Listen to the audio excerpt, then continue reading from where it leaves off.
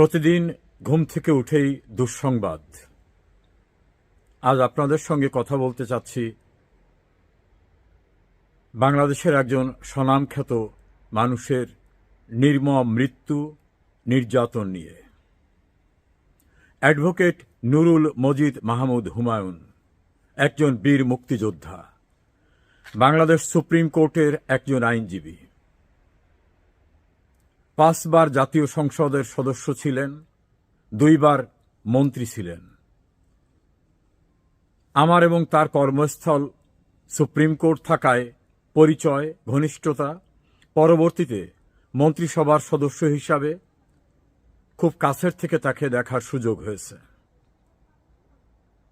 এই মানুষটিকে কারা নির্যাতন, নির্দয় আচরণ এবং চিকিৎসাহীন অবস্থায় মৃত্যুর মুখে যাতে ঢলে পড়ে সেজন্য বর্বরোচিত আচরণ করা হয়েছে তার সঙ্গে। অত্যন্ত সম্ভ্রান্ত পরিবারে তার জন্ম। তার বাবাও আইনজীবী ছিলেন।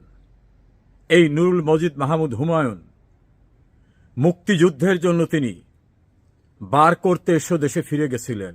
ব্যারিস্টার হওয়ার স্বপ্ন ভঙ্গ করে তিনি চলে গেছিলেন দেশের স্বাধীনতা যুদ্ধে অংশ নিতে।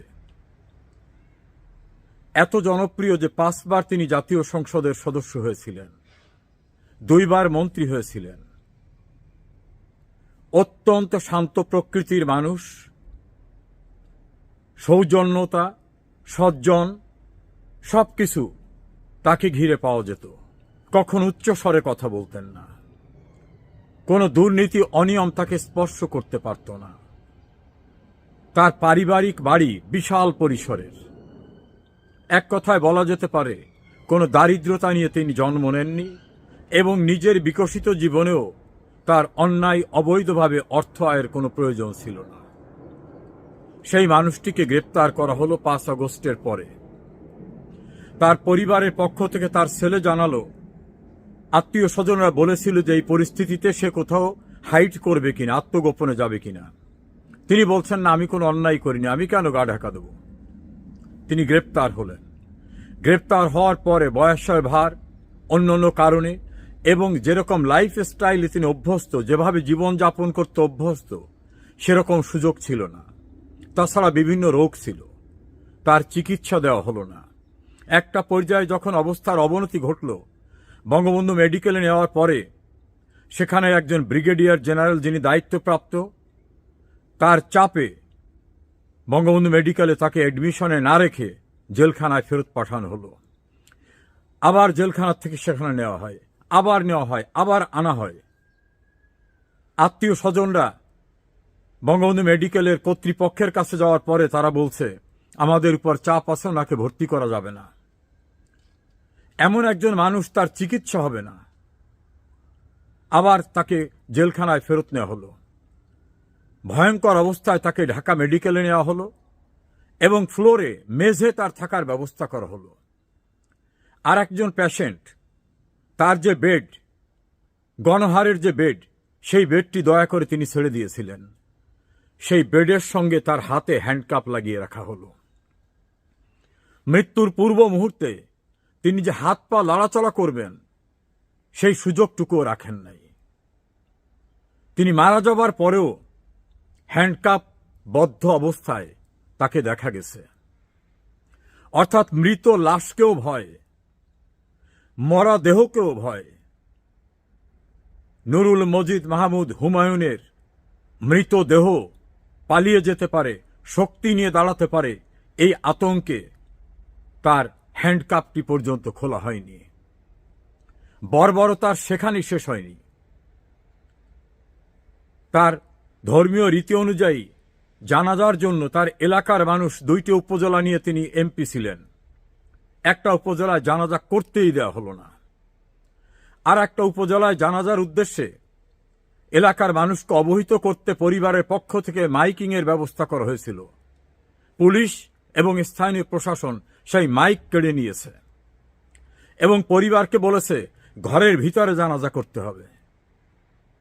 ভাবতে পারেন, ঘরের ভিতর জানাজা করতে হবে, বাড়ির ভিতর, এবং সর্বোচ্চ 100 মানুষের বেশি হতে পারবে না। 100 মানুষের বেশি জানাজা আসতে পারবে না।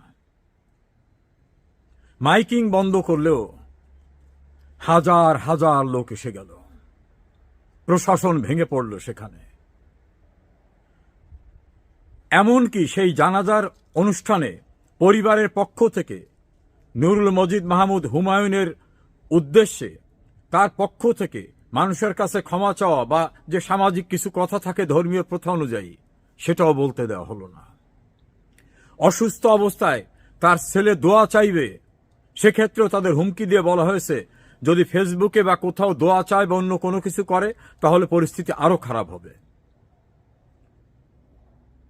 এভাবে নুরুল মজিদ মাহমুদ হুমায়ুনকে নির্মম, বর্বরচিত এবং বলবো নারকীয়ভাবে হত্যা করে হত্যার পরবর্তীর বীভৎস অধ্যায়ও প্রদর্শন করেছে এই ইউনূস সরকার।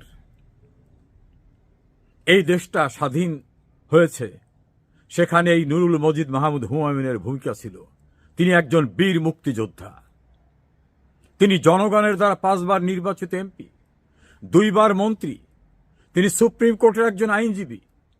তার বিরুদ্ধে সুনির্দিষ্ট কোনো অভিযোগ না থাকা সত্ত্বেও তাকে কোর্ট জামিন দেয়নি, কারণ কোর্ট তো এখন আজ্ঞাবহ কোর্টে পরিণত হয়েছে।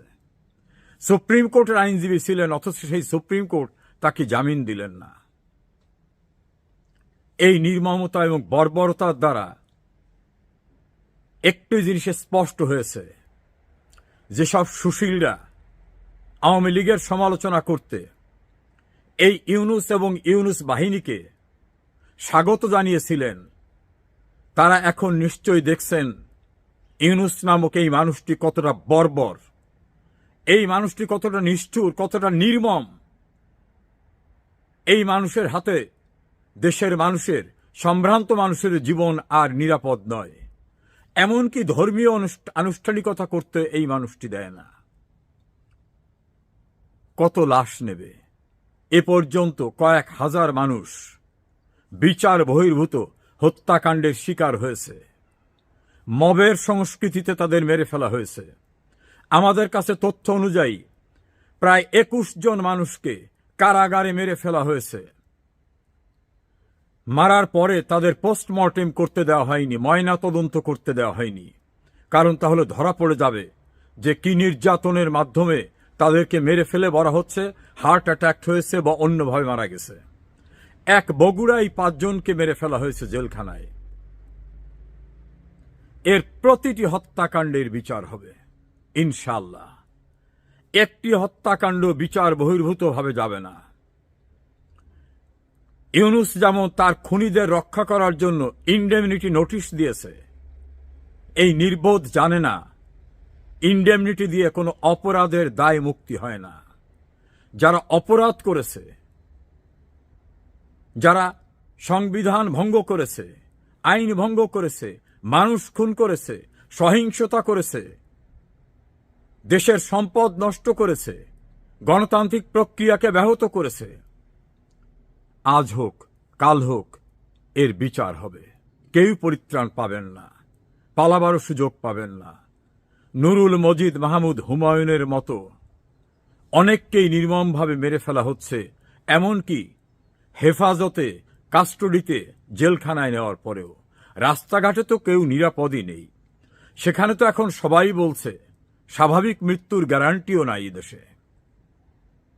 প্রিয় দেশবাসী, এই ঘাতক, এই নিষ্ঠুর, এই পাষণ্ড, অবৈধ ক্ষমতা দখলকারী, নির্যাতনকারী, এদের থেকে যাতে দেশ আর ধ্বংস না হয়, আমাদের ঘুরে দাঁড়াবার এখন উপযুক্ত সময়।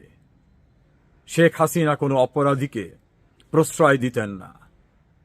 বিচারহীনতার সংস্কৃতি তিনি দূর করেছিলেন।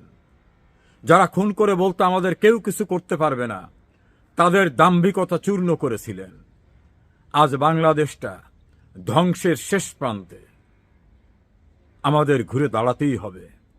আবার শেখ হাসিনার নেতৃত্বে উন্নয়নের অগ্রযাত্রা, আইনের শাসন এবং মানুষের কল্যাণে প্রয়োজনীয় সব পদক্ষেপ নিতে হবে। প্রস্তুত হন।